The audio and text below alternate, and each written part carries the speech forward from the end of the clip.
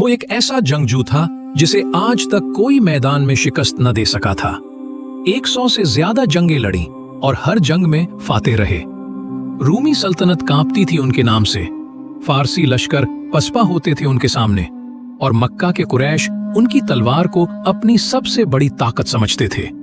ये थे हजरत खालिद बिन वलीद रजी अल्लाह अन्ह, इस्लाम कबूल करने से पहले। गज़वा उहद में यही खालिद बिन वलीद थे जिन्होंने मुसलमानों के खिलाफ वो चाल चली जिसने मैदान पलट दिया।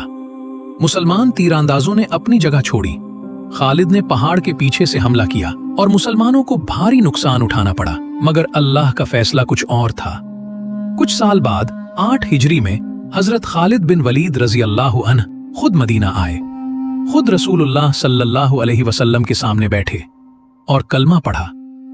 रसूलुल्लाह सल्लल्लाहु अलैहि वसल्लम ने उनका इस्तकबाल किया और फरमाया, मैं सोचता था कि खालिद जैसा ज़हीन इंसान इस्लाम से गाफिल नहीं रह सकता।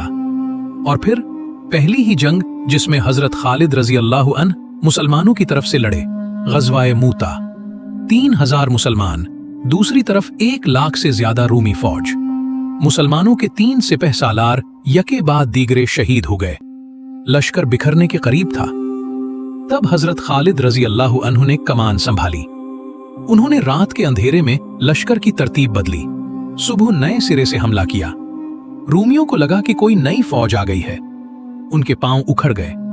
मुसलमान लश्कर महफूज निकल गया। रसूल अल्लाह सल्लल्लाहु अलैहि वसल्लम ने उस दिन उन्हें वो लक़ब दिया जो तारीख में हमेशा रहेगा, सैफुल्लाह, अल्लाह की तलवार। हजरत खालिद रजी अल्लाह अन्हु ने एक बार कहा, मेरी ख्वाहिश है कि शहादत मिले, मैदान में मरूं।